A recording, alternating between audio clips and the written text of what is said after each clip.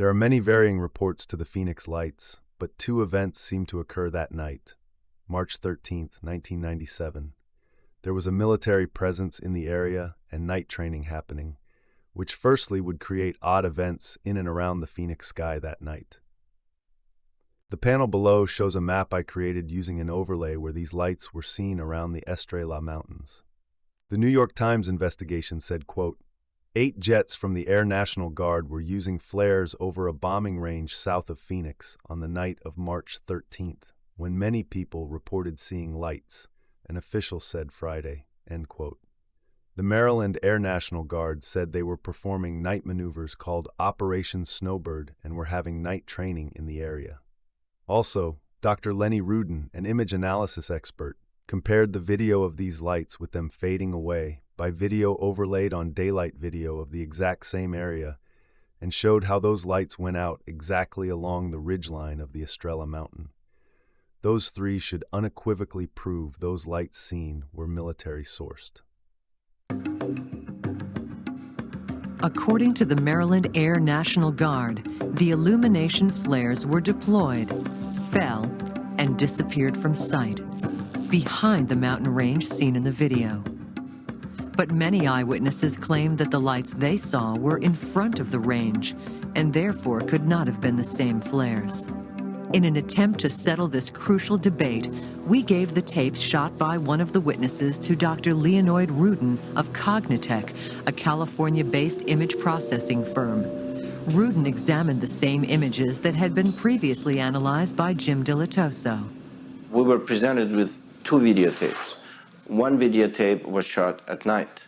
Another videotape was made during the day from approximately same location with the camera pointing in approximately same direction. We superimposed 2 video sequences. We produced a new video sequence in which each frame is a combination of 2 frames, night and day. We registered the hill. We have no control whether it comes below the mountain or above the mountain. After several hours, the intricate process was complete. That's right. This is a loop which repeats this disappearing sequence over and over again. And the one thing that we see here, which is striking, is that at no point the lights disappear above the ridge of the mountain, and at no point the lights descend below the ridge of the mountain. The disappearance of the light coincides precisely with the point in time when the light is exactly at the top of the mountain.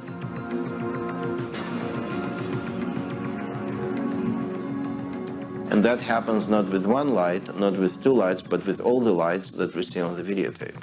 Therefore, the only conclusion we have is that those lights are behind the mountains, not in front of the mountains. Armed with this information, watch the videotape again and judge for yourself.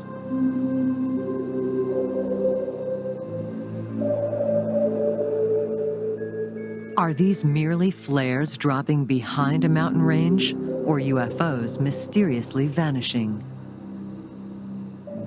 Sometimes the human eye can form its own conclusions.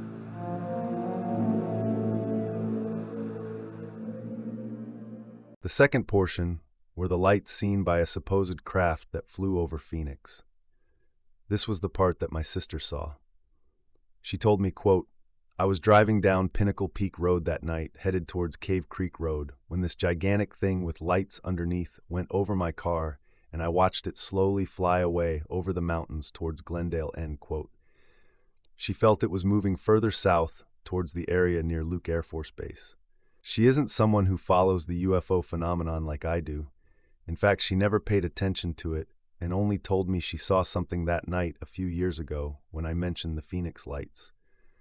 I drew where she was on the map shown through her direction. Also included a drawing she made of what she saw.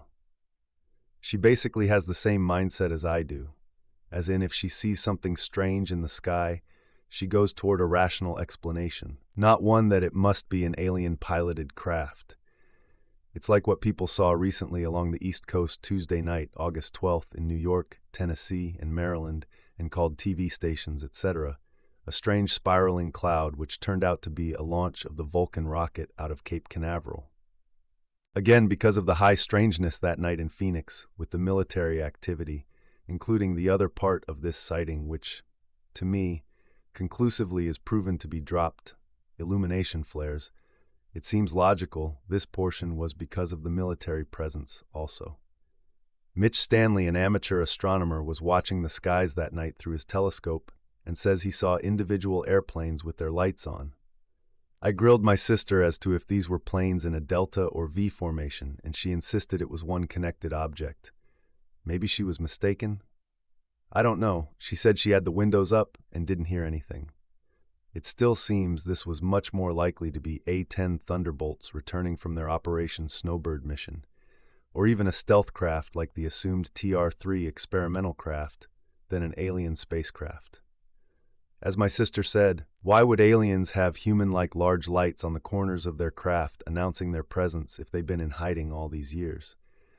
To me, at least, the Phoenix lights were just a confusion of unusual A-10 Thunderbolt warthogs dropping flares and flying in formation that night over Phoenix. My next case will be Travis Walton.